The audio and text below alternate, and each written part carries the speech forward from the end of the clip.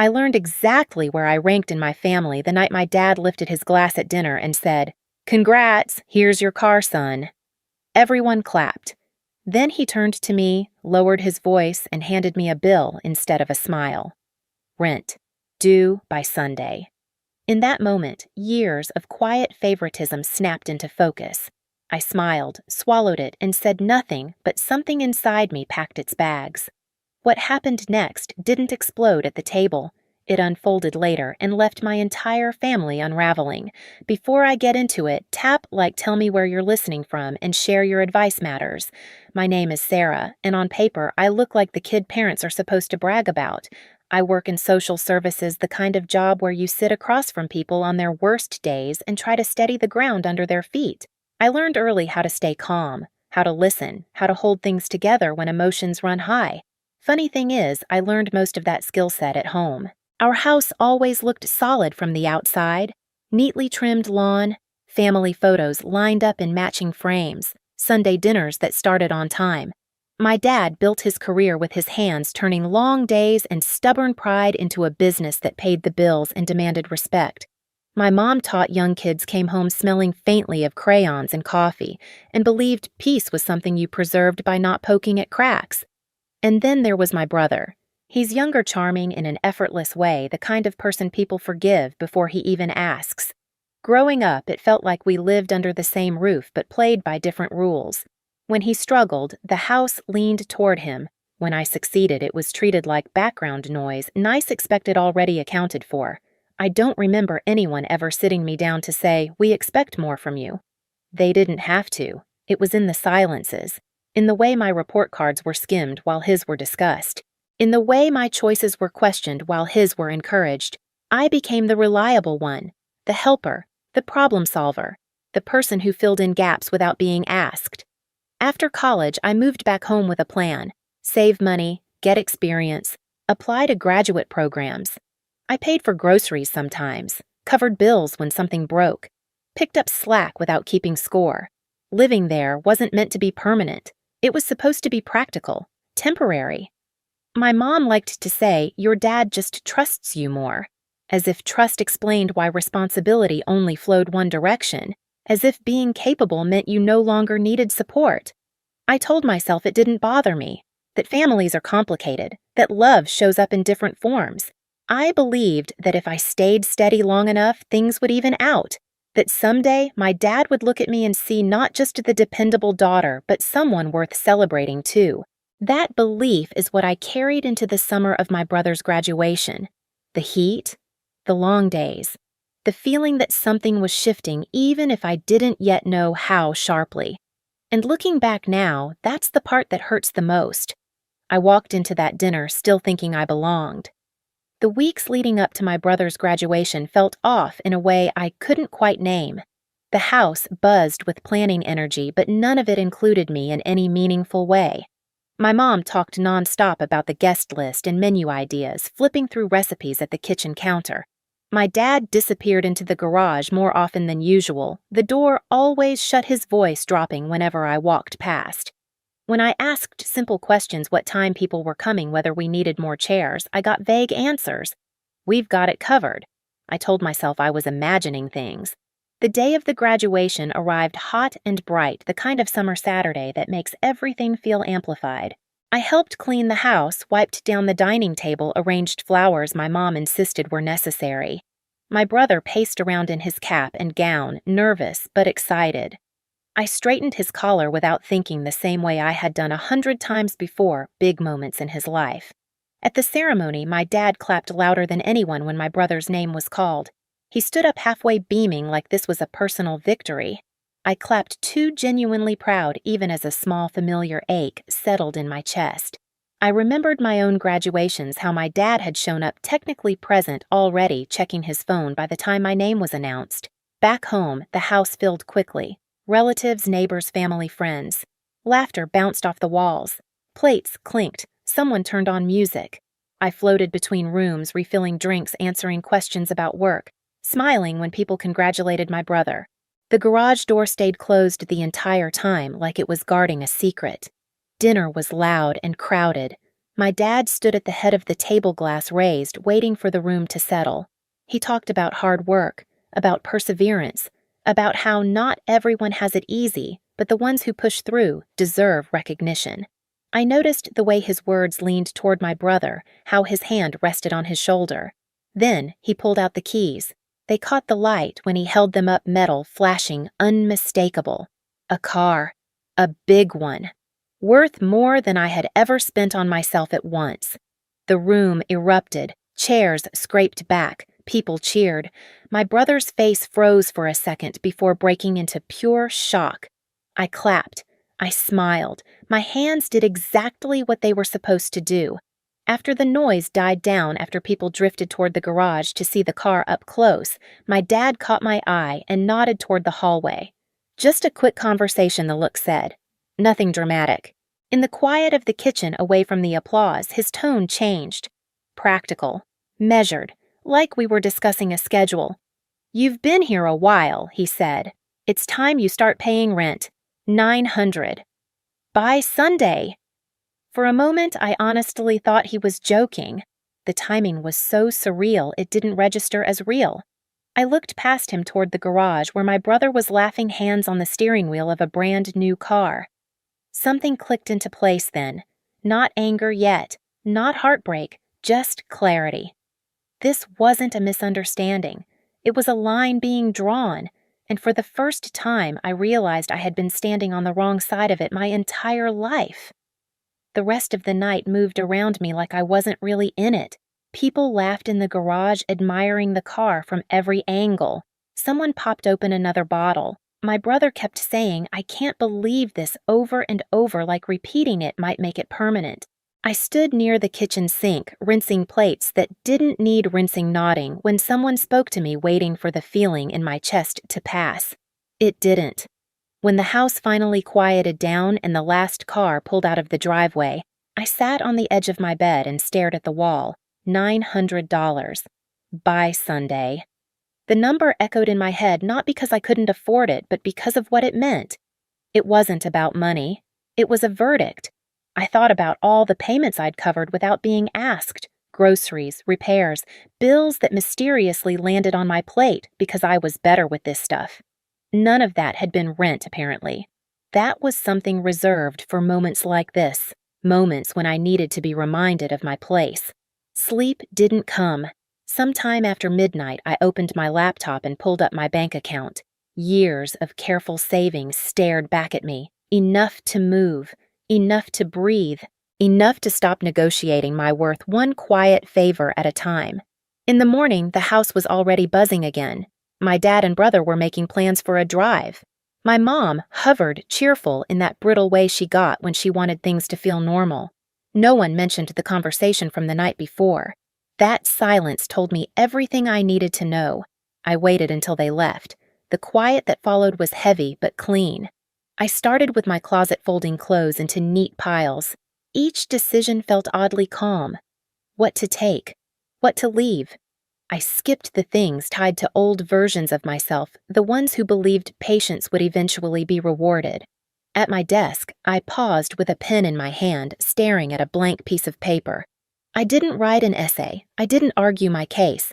I kept it simple, honest, final. I'm moving out. I'm taking responsibility for my life fully. Please don't look for me until I reach out. I folded the note once and placed it on the fridge, held down by a magnet that had been there for years. Then I carried my bags to the car and didn't look back. The pushback didn't come right away. It started as silence, then a text from my brother asking if this was some kind of joke, then missed calls from my mom. By the time I pulled onto the highway, my phone buzzed again and again in the passenger seat. I didn't answer, not because I was angry, not because I wanted revenge, but because for the first time I was choosing not to explain myself to people who had already decided what I was worth, and that choice changed everything. I didn't go far that first night.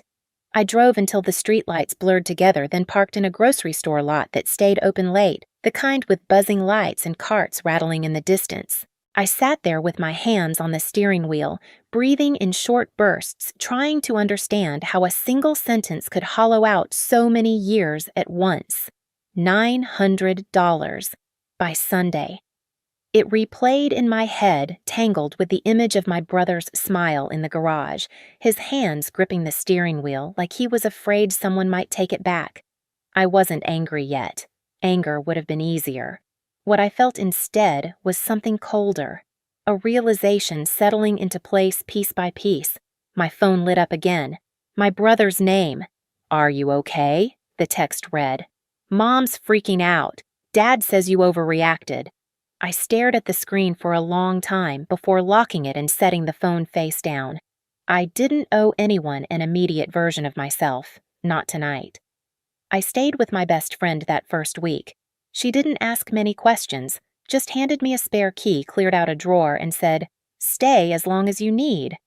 The simplicity of it almost made me cry. No lectures, no conditions, just space. The messages kept coming, from my mom mostly. Long voicemails that swung between worry and accusation. She wanted to talk this through.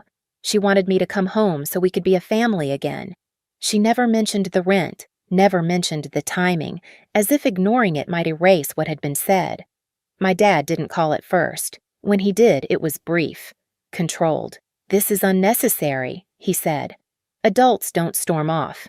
I almost laughed at that. I hadn't stormed. I had packed quietly. I had left a note. If anything, it was the calmest decision I'd ever made. A few days later, my brother called. Not texted, called. "Can we talk?" he asked. His voice sounded thinner than usual, less sure of itself. We met at a coffee shop halfway between my friend's place and the house. Neutral ground. He showed up early, tapping his foot phone in hand like a lifeline. I didn't know he said as soon as I sat down, about the rent thing. Dad didn't say anything. I know I said. And I meant it. None of this was his doing. He leaned back, rubbing his face. "Everything's weird at home. Mom keeps crying. Dad's mad all the time. And now they're asking me about stuff you used to handle. Bills, appointments, things I don't even know where to start with." I watched him process that out loud, watched the confusion creep in. For the first time, the cushion under him was gone. "I'm not disappearing," I told him. "I'm just not doing it for everyone anymore." He nodded slowly like the idea scared him but also made sense. That conversation stayed with me because it was the moment I understood the real shift had already happened. I didn't have to do anything dramatic. The system was unraveling on its own. The real confrontation came later. Not at the dinner table, not in the garage, but on a quiet afternoon when my dad showed up at my friend's place unannounced. I opened the door and found him standing there, hands in his pockets, jaw tight. He looked around like the small apartment offended him. "Can we talk?" he asked. I stepped aside. We sat across from each other, the space between us charged with everything that had been left unsaid. He didn't waste time. "You embarrassed us?" he said. "You made a scene." "I left quietly," I replied. "That's not a scene. You blindsided us." I held his gaze. "You handed me a rent demand at my brother's celebration. That was the blind side." He waved it off. "That's business. You're an adult. Adults pay their way. And yet I said you bought him a car worth more than I've ever spent on myself. That's different." I waited. Let the silence do the work. "He needed encouragement," my dad said finally. "You've always been fine on your own." There it was again, the familiar script. "So because I handle things I get less," I asked. He sighed like I was exhausting him. "You're comparing apples and oranges." I leaned forward. "No, I'm comparing effort and reward. I'm comparing responsibility and support. And I'm asking why those only flow one direction." He hesitated, just for a second.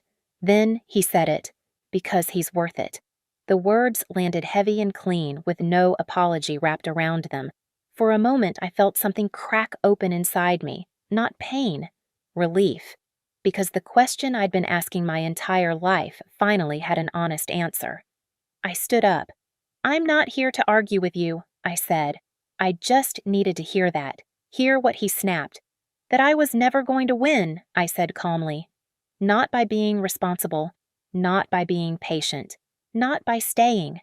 He frowned. "You're twisting this." "No," I said, "I'm accepting it." I walked him to the door.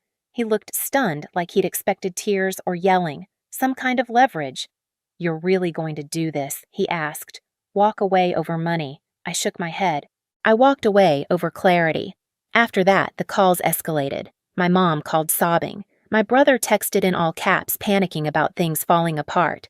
And then my dad started calling every number he had for me, over and over. From his phone, from my mom's, from the house line. I let them ring. Not out of spite, out of necessity. In the weeks that followed, I watched the consequences unfold from a distance. My brother struggled with expectations he'd never had to meet before. My mom grew quieter, more careful, forced to confront how often she'd smoothed things over instead of standing up. And my dad, who had always controlled the rhythm of our family, lost that control completely. He didn't know how to fix things without issuing commands. Meanwhile, my life settled into something steady. I found my own place. I focused on work. People noticed. My supervisor trusted me with more responsibility. I started being recognized not as someone's daughter, but as myself. One night, my phone buzzed again. A message from my dad. I didn't mean it the way it sounded. I stared at the words for a long time. Then I typed back, "Impact matters more than intent." He didn't reply. That was the moment I knew the confrontation was over. Not because he apologized, not because everything was repaired, but because I no longer needed him to understand in order to move forward. The power had shifted quietly, irrevocably, and the family I left behind would never operate the same way again. The fallout didn't happen all at once. It came in waves, uneven and uncomfortable, like a house settling after a quiet earthquake. My brother cracked first. Without me smoothing things over, reminding him of deadlines, explaining expectations, he floundered. He called more than once, voice tight, admitting he felt overwhelmed. Not angry, not entitled, just scared. For the first time, he was standing where I had always stood, expected to figure things out without applause. I helped when I could, but I didn't step back into the role of buffer. That space stayed empty on purpose. My mom changed more slowly. She stopped leaving frantic voicemails and started sending short messages instead. Apologies slipped in between updates about the house. She didn't name the favoritism outright, but she no longer pretended everything was fine. When we met for coffee weeks later, she looked tired in a way I hadn't seen before. Quieter, more honest. I realized my absence had forced her to sit with discomfort she'd spent years avoiding. My dad was the last to adjust. Losing control didn't make him softer right away. It made him smaller. He ran out of orders to give, consequences to threaten. Without my reliability to lean on his authority stopped working the way it used to. He reached out less often, and when he did, his words were careful, measured. Like he was learning a language he'd never bothered with before. As for me, life stabilized in ways I hadn't expected. My days felt lighter. My work felt meaningful instead of draining. I paid my own bills on my own terms in a space that belonged to me. People around me didn't praise my endurance. They respected my boundaries. I didn't get an apology that fixed everything. What I got was something quieter and more permanent. I got my sense of self back, and that turned out to be the most lasting consequence of all. I didn't go back to being the daughter who held everything together at her own expense. I also didn't cut my family off like a dramatic ending in a movie. What I chose was something harder and quieter. I chose distance with intention. Over time, the rules changed. Conversations slowed down. Expectations softened. My dad no longer spoke in ultimatums because they stopped working. My mom learned that peace built on silence eventually collapses. My brother grew into his own responsibilities, not because he was pushed, but because there was no one left to carry them for him. And me, I stopped measuring my worth by how useful I was to people who never planned to protect me the same way. I built a life that didn't require permission, one that felt steady, honest, and fully mine. Looking back, that dinner wasn't the moment my family broke. It was the moment the illusion finally did. Sometimes walking away isn't about punishment. It's about refusing to keep shrinking so others can stay comfortable. If this story hit close to home, I want you to know you're not weak for wanting fairness, and you're not selfish for choosing yourself. If you've ever had to step back from family to protect your sense of self, share your experience in the comments. Your story might be the one someone else needs to hear. And if you want more real stories like this, hit subscribe so you don't miss what comes next.